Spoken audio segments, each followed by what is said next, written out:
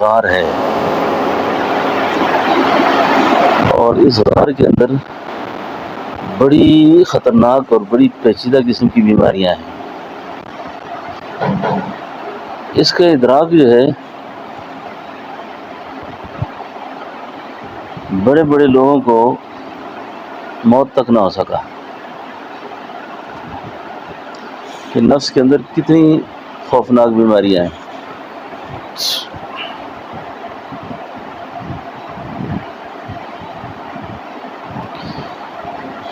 اصلاح نفس کے لیے ہمارا طریقہ عالیہ نقشبندیہ بنوریہ، اس کا مزاج باقی طریقوں سے الگ ہے۔ یعنی طریقہ عالیہ بنوریہ جو ہے یہ حضرت مجدد الفسانی رحمۃ اللہ علیہ کے ایک امی خلیفہ تھے، حضرت آدم بن نوری، جد اعلیٰ حضرت مولانا یوسف بن نوری رحمہ اللہ۔ یہ جو تھے نا آدم بن نوری، ان کی تربیت حضرت مجدد نے اپنے دیگر خلفاء سے بالکل الگ سے کی ہے۔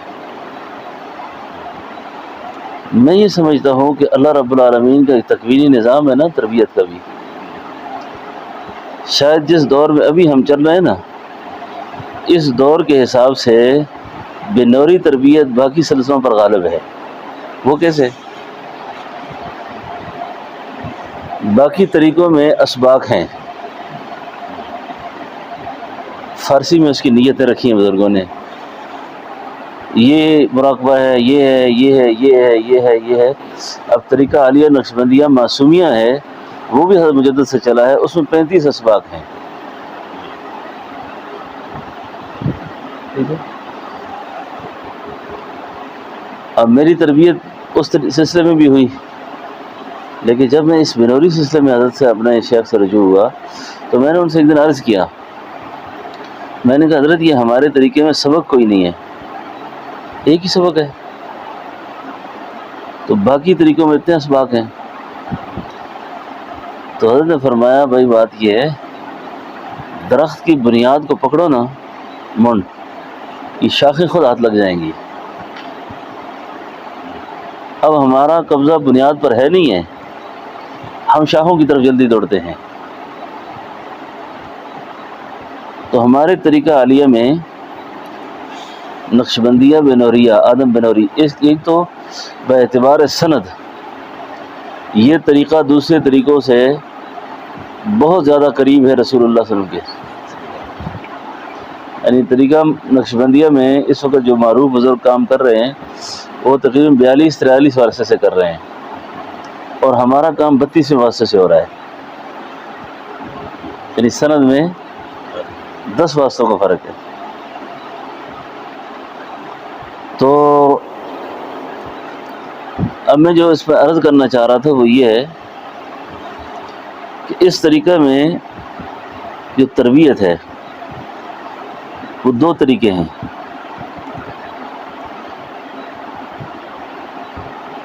ایک جس طرح ذکر تلقین ہوا نا، ذکر تو محنت آپ نے کرنی ہے قلب پر، یعنی دل پر، باقی لطائف از خود زندہ ہونا شروع ہو جاتے ہیں۔ دیکھیں یہ ہے قلب، یہ ہے روح، ٹھیک ہے، یہ قلب جو ہے یہ جب بیدار ہوتا ہے نا تو یہ اپنے ساتھ بیدار کرتا ہے روح کو۔ روح کے اندر جب اس کا کنیکشن پہنچتا ہے نا، سب سے بڑا کمال اللہ تعالیٰ کی طرف سے جو نصیب ہوتا ہے، اس آدمی کا غصہ اعتدال میں آ جاتا ہے۔ سمجھا؟ جی جی۔ قلب سے روح، وسط سینہ میں سر، ٹھیک ہے۔ اب جب لطیفہ سر پہ بات پہنچتی ہے نا، یہاں سے بیوقوفی اور حماقت سلب ہو جاتی ہے، فراست کھل جاتی ہے۔ یعنی کوئی بھی حماقت کا فیصلہ سامنے جب آتا ہے یا کہیں غلط راستے پہ چلنا ہوتا ہے تو فوراً اندر کا مفتی متوجہ کر دیتا ہے کام غلط ہو رہا ہے، اسی کو فراست مومن کہتے ہیں۔ قلب، روح، سر. ماشاء اللہ. سر دو ہونٹوں میں خفی. ٹھیک ہے. اخفا، یہ ہمارے طریقے کے مطابق ان لطائف کے مقامات ہیں. اب جب یہ 5 مقام زندہ ہو گئے نا، ان 5 مقام کے زندہ ہونے کے بعد یہ مل کے حملہ آور ہوتے ہیں نفس پر. جب یہ نفس پہ حملہ کرتے ہیں نا پوری پوزیشن پکڑ کر، اب نفس کہاں ہے؟ نفس کی 2 جگہ ہیں. متکبر آدمی کا جو نفس ہے وہ دماغ کی چوٹی پر ہے. لالچی آدمی کا جو نفس ہے وہ زیر ناف ہے. ٹھیک ہے. اب یہ دور جدید کی فتنوں پر میں ایک بات سمجھانے کی کوشش کروں گا. جادو، نظر، حسد، فتنہ شیاطین، دجالی تہذیب کے فتنے، ان کا انسانی وجود میں داخل ہونے کا راستہ ناف ہے. کون سا راستہ ہے؟ ناف. اب یہاں پہ نفس ہے. نفس کی جتنی بھی تاریک بیماریاں ہیں نا، زین للناس حب الشہوات، یہاں ٹھہری ہوئی ہیں. حرام لذتوں کا یہاں پر ایک بڑا زبردست قسم کا انبار لگا ہوا ہے، اور ان کے اندر ہے بڑی زبردست قسم کی کشش ہے، وہ کھینچتی ہیں اپنی طرف.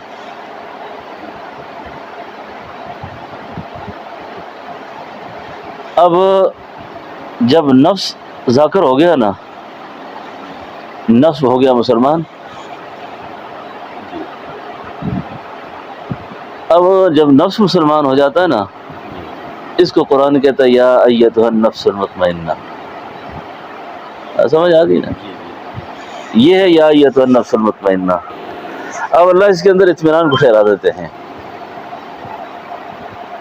جب اطمینان ٹھہر گیا اس میں، اب حسین لڑکیوں کی پوری جماعت گزر جائے، اس کا دل متاثر نہیں ہوتا. اور اگر نفس مسلمان نہیں ہوا، نفس انسان نہیں بنا، ابھی تک مسلمان نہیں ہوا. ایک اللہ والے کی خدمت میں ایک مرید آیا، اس نے کہا حضرت میں ایک نکاح کرنا چاہتا ہوں، آپ سے مشورہ کرتا ہوں. تو میں نہیں کرنا آپ نے، جب تک میں نہ کہوں. سلوک کے کچھ اصول مسلم ہیں. اس راستے پہ چلنے والے آدمی کو پہلے ان اصولوں سے آگاہی بھی بڑی ضروری ہے. یعنی جس سے پیر سے مناسبت ہے، شیخ سے، اس کے جھوٹ کو سچ کہنا شروع کر دو، اور اپنے سچ کو جھوٹ کہنا شروع کر دو.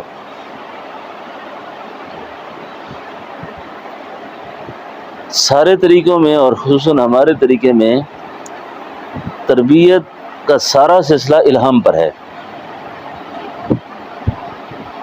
کشف پر ہے. اب ایسی بات نہیں ہے کہ بیمار اور بیٹھا ہو تقریر اور شروع ہو جائے، مسئلہ کوئی اور ہو علاج کوئی اور شروع ہو جائے. بات سمجھ رہے میری آپ؟ اس مرید نے کہا حضرت میں اس طرح، انہوں نے کہا نہیں آپ نے نکاح نہیں کرنا، سنت ہے، ایمان بچانا فرض ہے. اب مرید کو آداب کو پتہ تھا کہ اگر میں کہتا ہوں کیوں، تو ایسا ہی ہے جیسے آپ ڈاکٹر کو کہیں کہ جی آپ مجھے ٹیکا نہ لگائیں، مجھے کوئی سفید میٹھی گولی دے دیں، میری سرجری نہ کریں، مجھے کوئی یہ کر دیں. اب رائے تو ختم کرنی ہے نا مریض کو، رائے ختم نہیں کرے گا تو کام نہیں ہوگا. تو فرمایا بھئی آپ کا علاج جو ہے نا، آپ نے میرے پوچھے بغیر کوئی کام نہیں کرنا. عرصہ گزر گیا. اب ادھر خواہشات کا ایک سمندر ہے اور ادھر شیخ کا حکم ہے. ایک دن اس نے عرض کیا کہ حضرت اگر میں بے ادبی نہ ہو تو آپ یہ ارشاد فرما دیں کہ آپ نے کیوں مجھے منع کیا ہے. انہوں نے فرمایا کہ میں اپنی فراست سے یہ دیکھ رہا ہوں کہ تیرے اندر جو ہے نا شوق کا مرض ہے.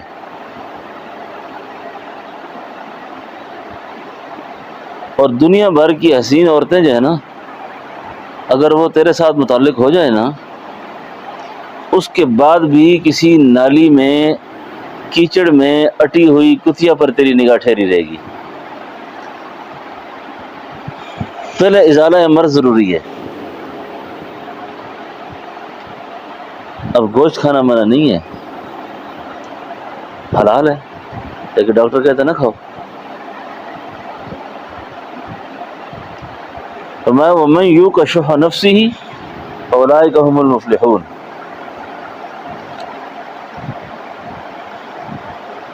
وَمَن يُوقَ شُحَّ نَفْسِهِ فَأُولَٰئِكَ هُمُ الْمُفْلِحُونَ.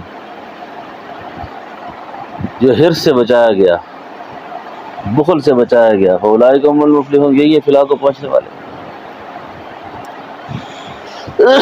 اب عرض یہ کرنا تھا کہ یہ طریقہ اصلاح جو ہے نا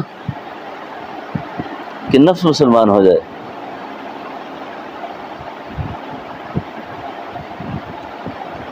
اب جب یہ پانچوں لطائف حملہ آور ہوں گے نا نفس پر، اب جس وقت یہ نفس کو مسلمان کریں گے پھر یہ نفس جو ہے نفس مطمئنہ ہو جائے گا. اب وہی اطمینان والا نفس جو ہے نا جس شخص نے ایک ساری زندگی ایک کام کو نیکی سمجھ کے کرتا رہا، جب اطمینان نصیب ہو یہ تو غلط ہو گیا میں بہت.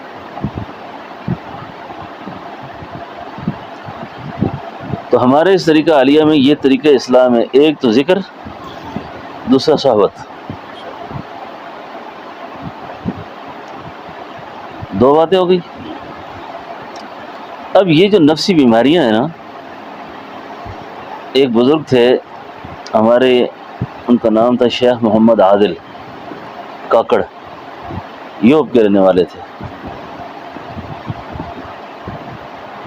یہ حضرت خواجہ دوست محمد قنداری رحمۃ اللہ علیہ کے اجل خلیفہ تھے. اب یہ جو ذکر کی میں بات کر رہا ہوں نا، ان کے مریدین جو تھے وہ صبح صبح مسجد میں بیٹھتے تو آنکھیں بند کر کے ذکر کرتے.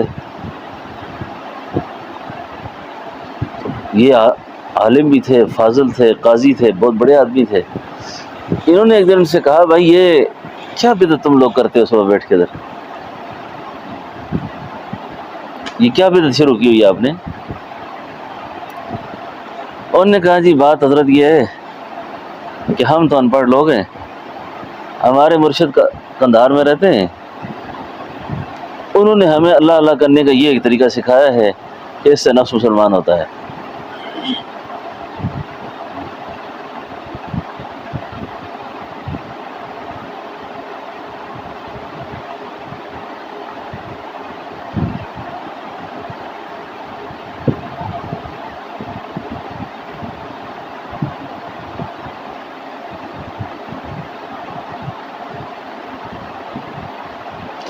اس سے نفس مسلمان ہوگا.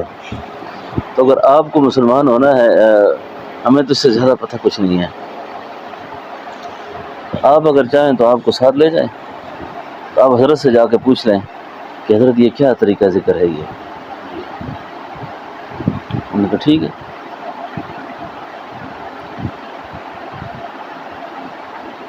اب جب یہ قندھار پہنچے نا، قندھار جب پہنچے تو حضرت نے فرمایا کیسے تشریف لائے؟ کہ حضرت ایک مسئلے پہ بحث کرنی ہے آپ سے. حضرت نے فرمایا ابھی مولانا آپ تھکے ہوئے ہیں، تھوڑا آرام کر لیں، تو بعد میں انشاءاللہ ملاقات کرتے ہیں.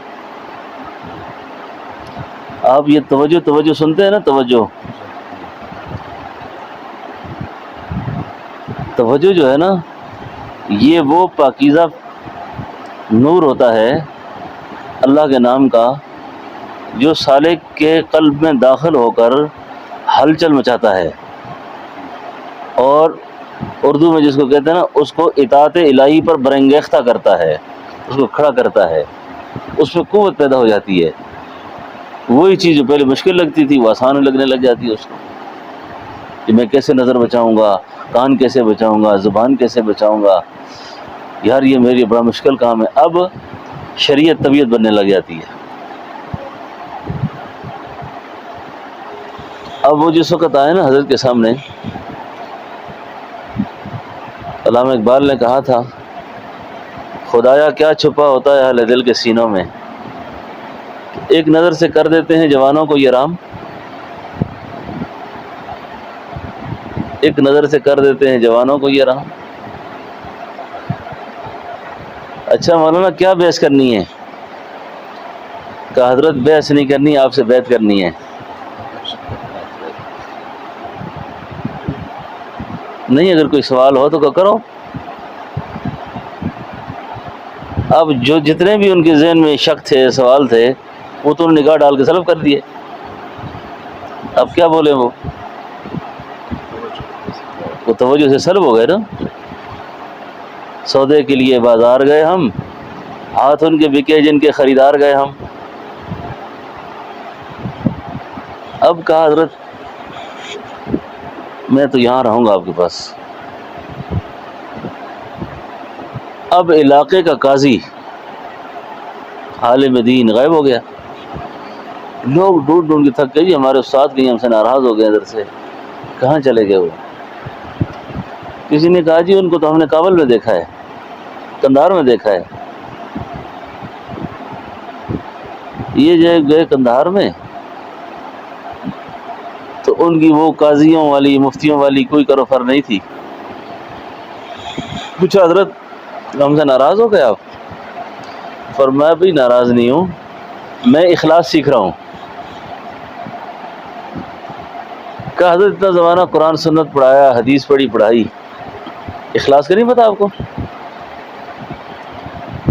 فرمایا اتنے اخلاص کو ابھی پتہ تک پہنچا ہوں کہ کوئی کام شروع کرتا ہوں اس میں اخلاص ہوتا ہے، یا تو درمیان میں آ کر یا آخر میں آ کر نیت پھر خراب ہو جاتی ہے۔ اب میری کوشش یہ ہے کہ پہلی کیفیت آخری کیفیت دونوں برابر ہو جائیں۔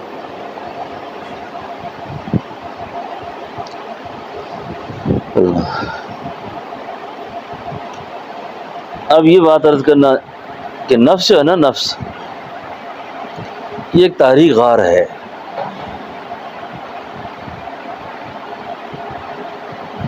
یہ علم سے نہیں مرتا، علم سے اور تکڑا ہو جاتا ہے،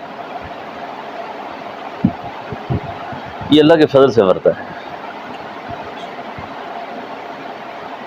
پنجابی ذوق میں نا حضرت سلطان بہو بہت بڑے آدمی گزرے ہیں۔ سلطان بہو رحمۃ اللہ علیہ ایک دفعہ کہنے لگے، لکھ ہزار کتاباں پڑھیاں، لکھ ہزار کتاباں پڑھیاں، پر ظالم چور اندر دا نہ مردہ ہو۔ اتنی کتابیں پڑھ لی ہیں لیکن یہ اندر کے چور نے آج تک کٹس سے مس نہیں ہوا۔ یہ پھر آگے کہتے ہیں باج فقیراں بغیر فقیروں کے کسے نہ مارے باہو، یہ ظالم چور اندر دا ہو۔ ہمارے جو دادا پیر تھے نا، خواجہ شمس الدین سید پوری کشمیر میں تھے، 1943 میں آپ کا وصال ہوا۔ حضرت ہمارے ان کے صاحبزادے تھے تو فرمایا کرتے تھے کہ ہمارے والد پر اللہ نے عجیب عجیب چیزیں کھولی تھی۔ بولتے ہند کو تھے، لکھتے فارسی تھے۔ تو سلطان بابا اپنا رحمان بابا کا کلام کوئی سنا رہا تھا تو حضرت چیخیں مار کے رو رہے تھے۔ کسی نے کہا حضرت عبد الرحمان بابا تو پشتو میں لکھا ہے اور آپ کی تو زبان پشتو نہیں ہے، آپ کیوں رو رہے ہیں یہ سن کر؟ فرمایا میں رحمان بابا کا تم کلام پڑھتے ہو، میں اس کے مقام پر نگاہ ڈالتا ہوں کہ یا اللہ جس شخص کی زبان سے ایسے اسرار ظاہر ہوئے اس کا تیرے ہاں مقام کیا ہوگا پتہ نہیں۔ تو وہ جب نگاہ دوڑائی میں نے تو میری روح نے ان کا پیچھا کیا رحمان بابا کا مقام دیکھنے کے لیے. خوب دوڑ لگائی یہاں تک کہ ایک مقام پہ جا کر میں تھک گیا اور رحمان بابا کی روح بجلی کی کڑک کی طرح مجھ سے پار ہو گئی، گزر گئی. تو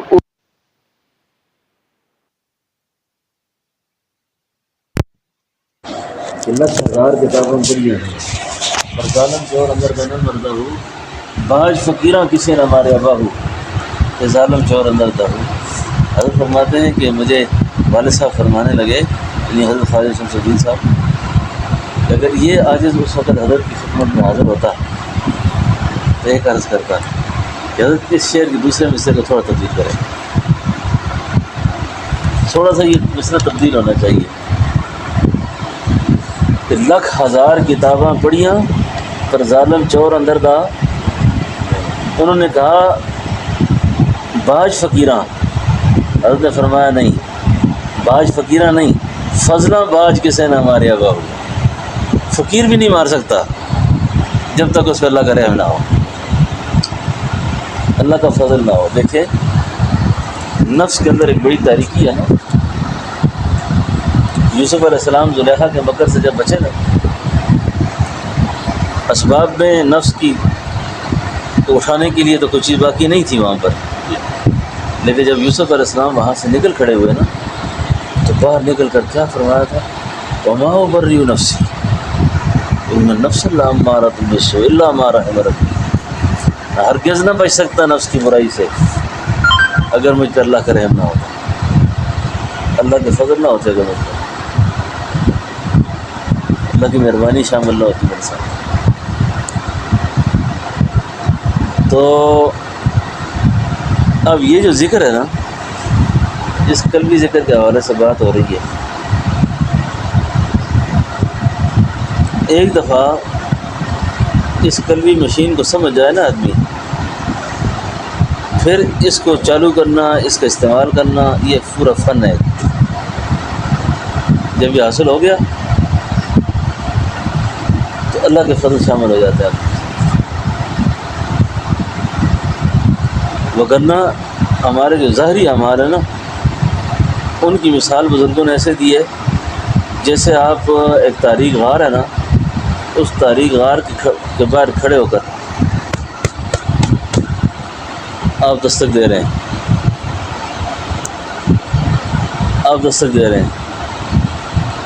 اب غار کے اندر کچھ پتہ بھی نہیں ہے کیا ہو رہا ہے. تسبیحات جو ہوتی ہیں نا، تسبیحات کے ثمرات بے انتہا ہیں. تسبیحات کے ثمرات بے انتہا ہیں. مسنون اذکار آپ دیکھیں، لیکن وصول اللہ کے بعد کب؟ وصول اللہ کے بعد. اور وصول اللہ سے پہلے نا تسبیحات کا ثواب ہے. اب وصول اللہ دوسرے لفظوں میں سمجھیں ذکر کے بعد